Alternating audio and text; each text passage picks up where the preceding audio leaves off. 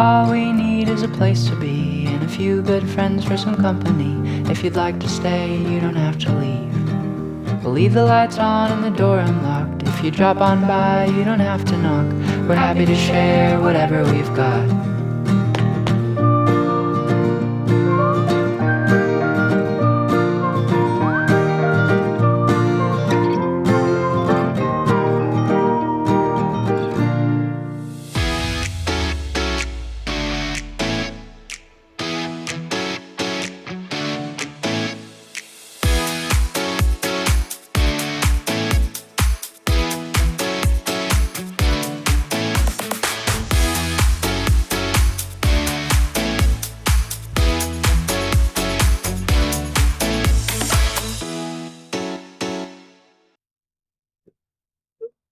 Welcome to this episode.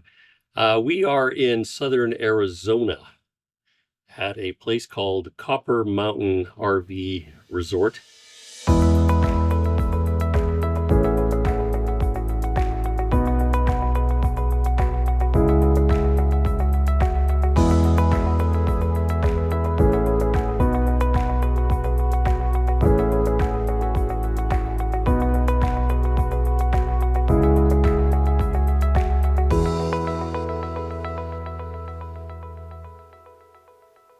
And we are about, what do you figure, 1.5 kilometers away from Tacna. Yeah. Tacna, Arizona. Very small little town. It's about this big. Don't blink, you'll miss it. Yeah, I don't think there's very many people that live there. Several of the houses and or shops have boarded up. But there are still people in the area, and it has, I guess, an active truck community because it's right on the interstate. Yeah. So major highway, so lots of trucks that go past, so it keeps it pretty busy. So we are doing the Snowbird thing.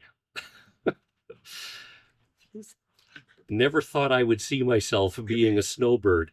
In fact, I think when we were planning this trip, we never really thought or considered that we would be in one place for more than a couple of weeks, a month maybe. Yeah, we talked about a month. And here we are. So we booked 3 months in here. So we're going to be here until the end of the first week of February. So I guess we are officially snowbirds. How did that happen?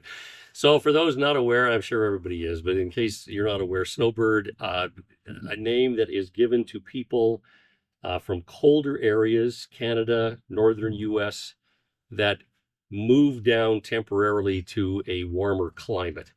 And so popular places include Florida, South Texas, though Mexico and Arizona and Southern California are very popular. Right. So we thought when we got here that we were going to be just surrounded by Canadians, but Canadians, I don't think even make up 50% of this. I've met people from Minnesota and Chicago and South Dakota, Wisconsin, Washington State, northern Washington State. So lots of folks that are coming down here. Northern Idaho. So what is your thoughts around the fact that we've decided to stay in one place for 3 months? Pros and cons.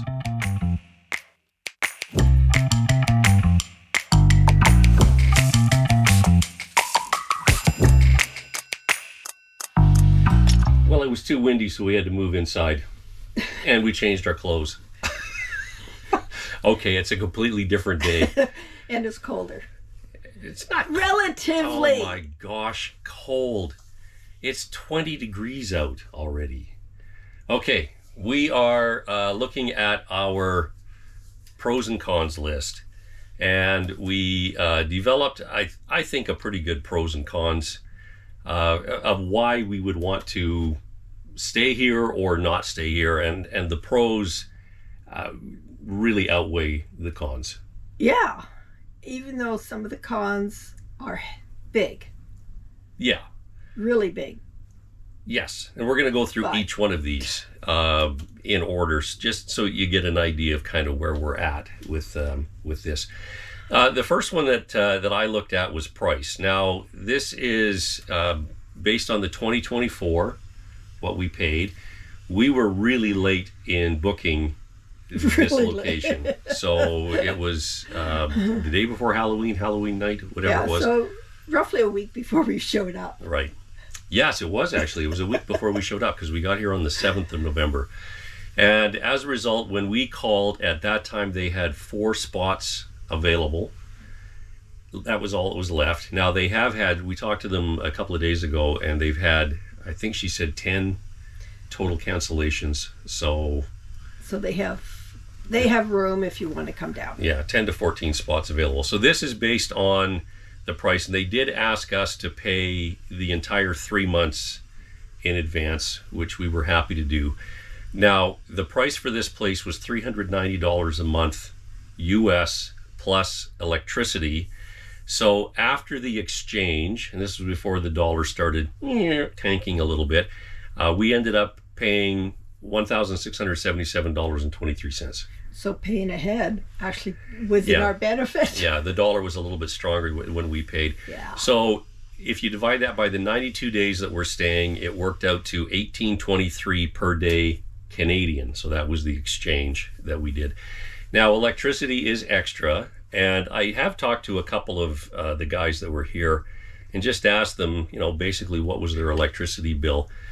And the one fella said that when they were running their air conditioning, which was, they've been here since September, and they have a Class A. Right, and air conditioners. they were running upwards of $400 a month. And then he realized. Well, one of the things was in his particular rig, he has a block heater, which he wasn't even aware of, because why would you need a block heater if all you're ever going to be is in the southern U.S. Anyway, he disconnected his block heater, and that helped his electricity significantly. But during the first 3 weeks that we were here, we've averaged $2.09 a day in electricity. Yeah. And I want to be kind of clear about this, because we are treating this as if it was a boondocking experience. Hybrid. I'm going to go into more detail on that in the next episode when I do a power update.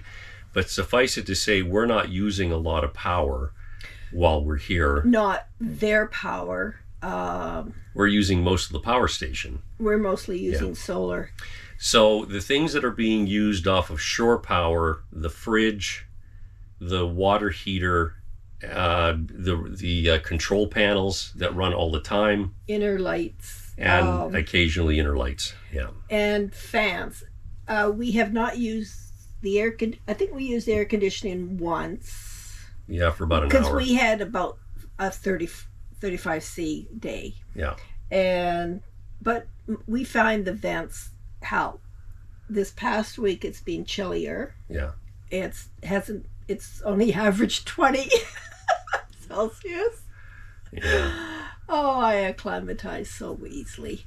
And so we haven't had that dire need to use the AC. Prior to us coming here, that's why he was using it, because they were having 100 Fahrenheit days. So we've averaged a total camping fee of $21.17 a night, which is well under our nightly budget of what we set aside when we started this trip. And that's Canadian. That's Canadian, yeah. So we're really pleased with this. And if you put that into perspective, this ends up being a place that you can stay for, 3 or 4 months and really end up saving a lot of money, because we're not using the truck very often, once a week to go in for groceries. And so we're on the same tank of gas. I filled up a month ago, and we're still on that same tank. So the price of the place is certainly one of the huge benefits of being here. The next one on our list of pros was the people. And in this one, I just have to say, it just feels like a really close-knit community. Anybody that's new coming in is welcomed. They're friendly. We've got people from Canada and, as we mentioned, all over the northern U.S., and lots of people with dogs. And so Morrie's become kind of a star around here. Who's your dog, Morrie? Oh, yes, Morrie. One thing about the welcoming. Yeah.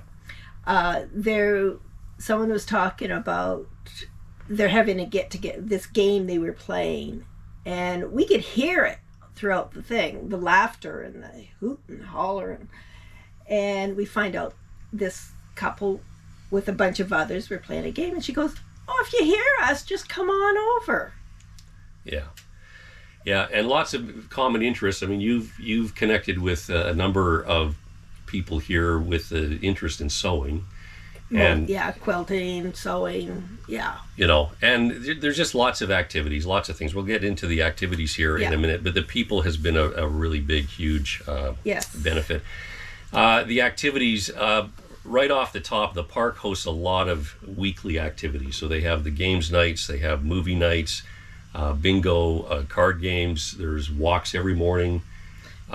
There's various food nights that they present. They have dailies and then weeklies and then monthlies. They do offer Thanksgiving, American Thanksgiving, and Christmas dinner. Right. And there's a monthly birthday dinner. And so in December, I get to go have a free birthday dinner. You have to pay $6. No, it's December and June. June. They pick 2 months. So in January, it's going to be January and August. Probably. Or July. I don't know. Because it seems like that's what they do. So the things that we have available, if you play pickleball, shuffleboard, there's an RC radio-controlled car track. There's a place where there's a couple of guys that are here with their radio-controlled airplanes. There's a library. Yeah, it's a pretty good one. And there's puzzles in there. There's a workout room, laundry facilities, free showers. And everything is clean. Yeah, they do a really good... Oh, and 2 dog parks, one on each side.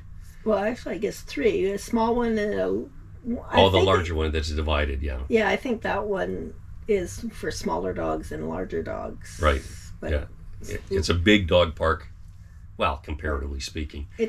But you just go across the fence and you're in desert. And I have no issue, as long as you're cleaning up after your dog, I have no issue with dogs being off leash out in the desert. And they also supply the doggy bags, the poop sacks. And many spots. So there's no reason for anyone not to pick up their dog poop. Right. So the activity's a huge pro. Next on our list was quiet. I had to put this up. This is a huge pro for me. It is a plus 55 facility. And we've mentioned this, that even though we're both seniors, we feel quite young here. Yeah, and there are, like people across the street, they're younger than we are. Yeah. But because it is a plus 55 group, and there's a lot of folks in their 70s and 80s that are here, most people, do a self-imposed early bedtime. And so by 10 o'clock at night, you can hear a pin drop around this place. It's pretty quiet. Late, I think this past week, someone's had their grandchildren. Which was nice. It was nice hearing the grandkids over in the pool. Yeah. Yeah. So the only noise that I have ever heard during the day is during pickleball. I don't know what it is about pickleball players, but they're kind of a rambunctious crowd, aren't they? Yeah. Oh, and what do you call those? Off-road side-by-side razors and those things. Yeah.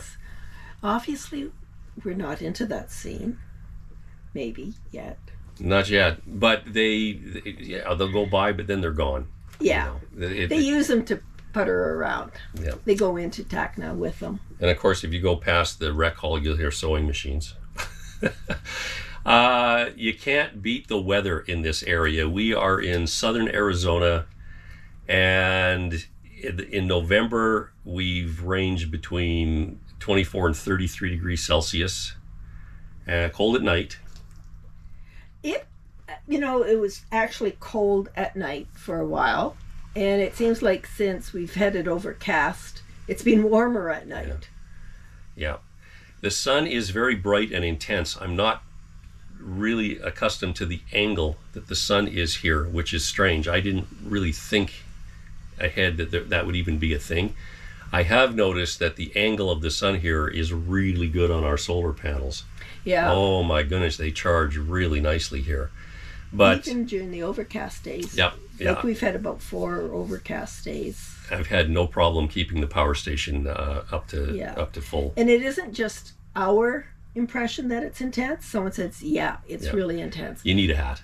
Which is why you will see people actually have sunscreen for the roof of their RVs. Yep.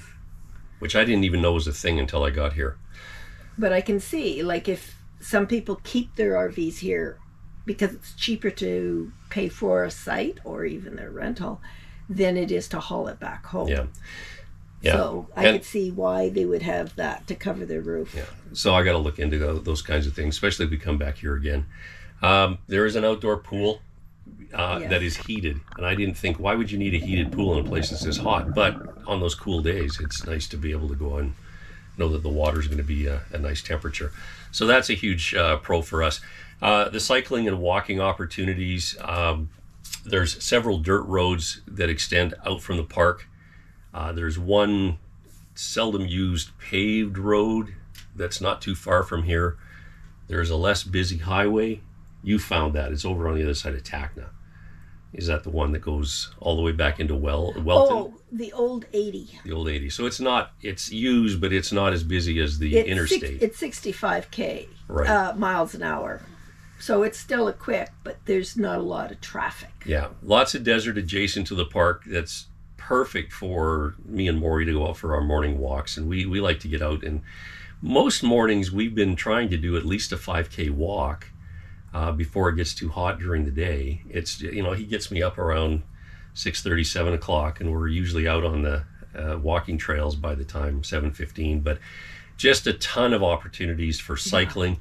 The only thing that we found that has been a bit weird about the cycling is that the dirt roads, we would call them dirt roads, but really they're just sand. And we've both experienced places where your bike wheel just kind of digs right into the sand. And stops. And you're done. Because we don't have fat tires. Yeah. So that's something that you have to be watching for. But just the fact that I can get out every single day, and even if all you do is ride around the park, very little traffic here and lots of opportunities all paved. Yeah, the asphalt is really nice. Yeah. So that's been good. Mail and deliveries, we put again on our pro list. This one is pretty interesting because each site has a personal mailbox. And they put our name on it. Amazon, UPS, all those other things deliver not just to the park, they deliver right to your site, which that's pretty impressive. I'm very impressed because watching YouTube, it's hit and miss on if a park will allow it. And this park seems to encourage people to stay, to set down roots. And if you're going to be here for a month or 6 or 12, they encourage you to set down roots. So they make it easier. Yeah. And they have 2 addresses. There's an address for the mailbox and there's an address for the couriers. And that's it. If you're ordering an Amazon or something on UPS, you give them the address that allows the courier to come right to your site. So that has been a really huge pro, to be able to order things and have them delivered right to you. You don't have to go anywhere. And you've done it. I have, yeah. On our cons list, the distance to everything. Groceries, there are no groceries close by at all. We have a convenience store attached to a gas station, 2 of them within 2 kilometers of the campsite. In Tacna, which is less than a K away, there's a market, but they don't have fresh stuff. So it's kind of probably an upscale convenience store. Yeah, really, that's it. And so in order for us to, we just have to think ahead, but it is a negative. There's just not, if you have to go and get anything for your rig, you're driving into Welton, chances of finding you there are slim. So then you're driving into Yuma. So 15 minutes roughly to Welton. It's just a little over 30 minutes away to Yuma. Once you get to Yuma, they've got everything. I mean, there's hardware stores, there's Walmart. Yeah, you don't even have to get into Yuma special. They don't have a Costco close to us. We have to go into California to get to the closest one of that. Yeah. It just means careful planning. And so what we've been trying to do is go into Welton once a week to get our weekly groceries, and then once a month going into Yuma for anything else that we need. But again, you can look at that as the con, but really it's just saving us a lot of travel. It's saving us a lot of money because you're having to think ahead. Well, what do I need for this week? So you're getting everything in one go. And if you forget something, you're going without. You know, I'm not making a drive every day into Welton. We're just not doing that. So that is one of the things that we put on our con list.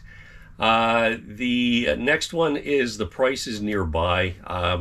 If you're needing, small things at the gas station, it's pricey. Gas and propane rates here are way more expensive close by in both Tacna and the one right within walking distance.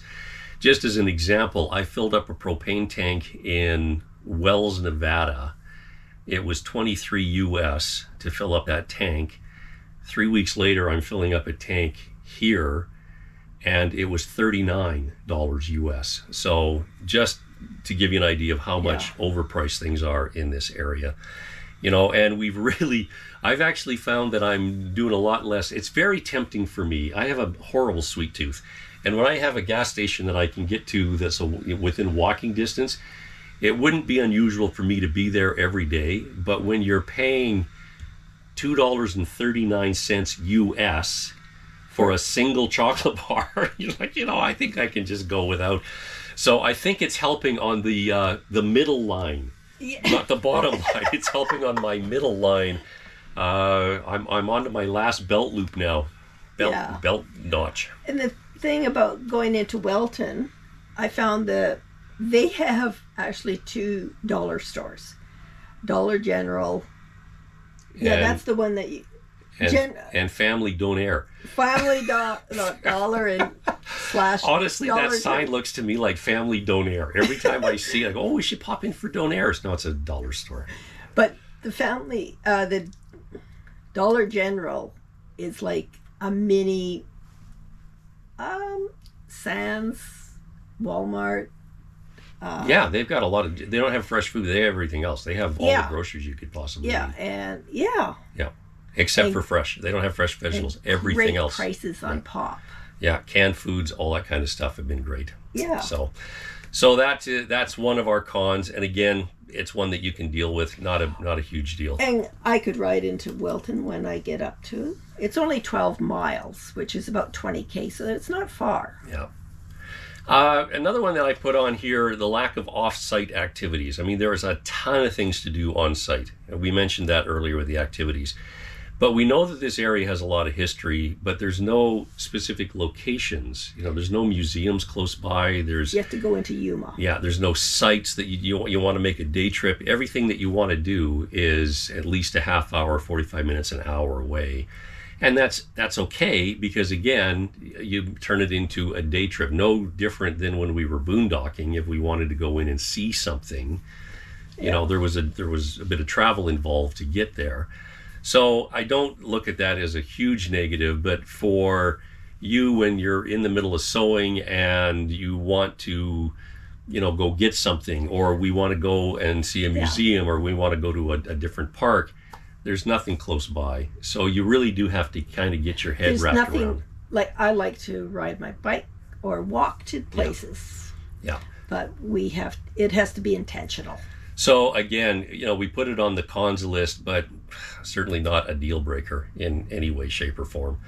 The last one on our cons list is the Canadian dollar. And I don't want to get into a huge conversation around politics here, but it happens. It happens. And ever since the new administration got voted in, and the threats of tariffs and all this kind of stuff, and I mean, who knows, by the time we post this, maybe those will be settled down. But we have seen that the Canadian dollar has taken a bit of a hit. And if the economists are right, and the Canadian dollar continues to sink into the, value of, between 60 and 68, 69 cents, it starts to become very difficult to justify even being in the U.S.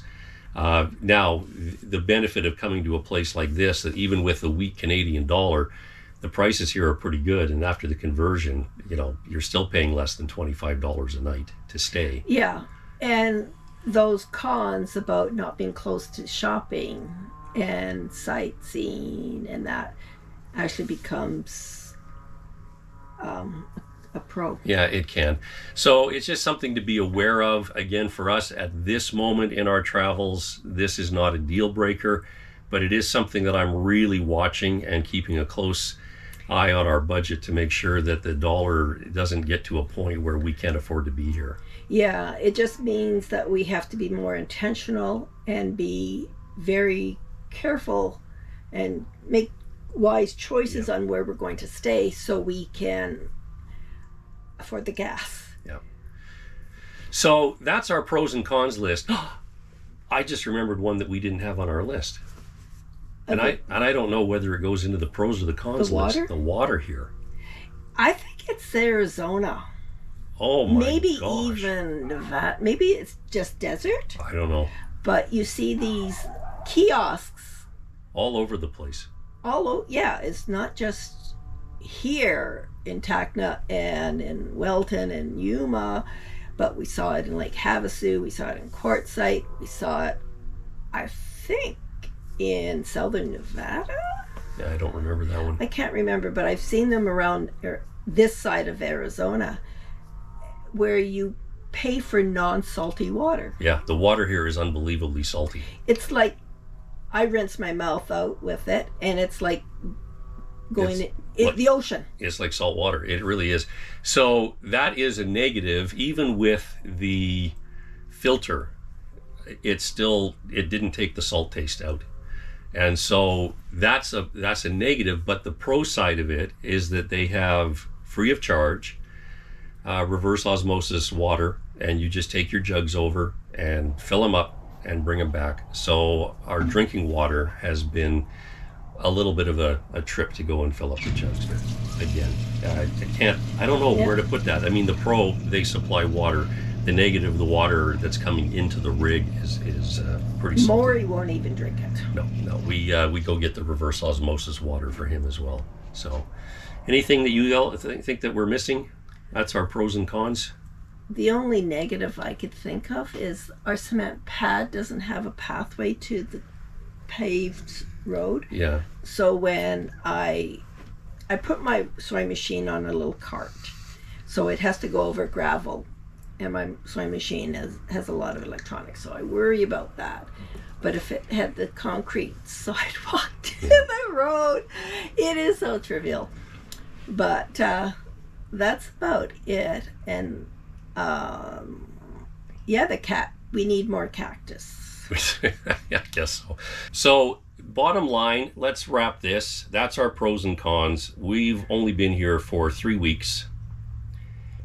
What are you thinking? I mean, we may change our mind, but would you come back to a place like this again? Would we look for a different spot, or have we made enough friends and acquaintances here that it's starting to feel like you belong?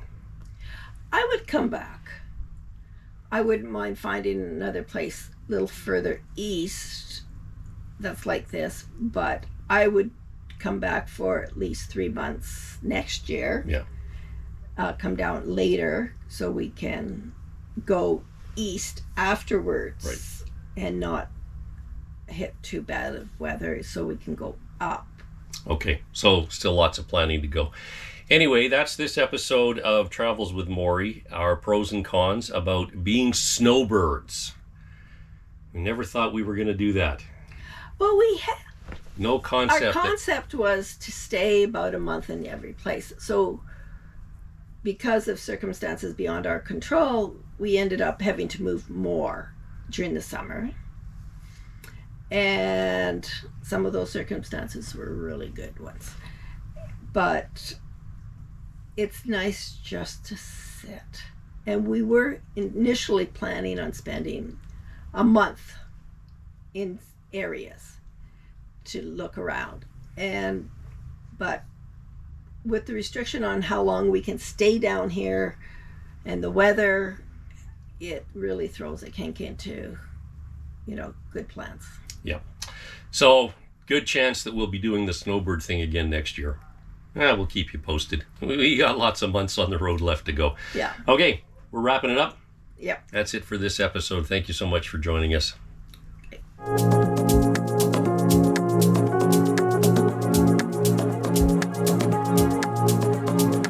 For all of our friends and family that are still in Canada, don't hurt yourself shoveling the sidewalk. Don't miss that. Yeah, we'll go dig in the sand for a little while. Yeah.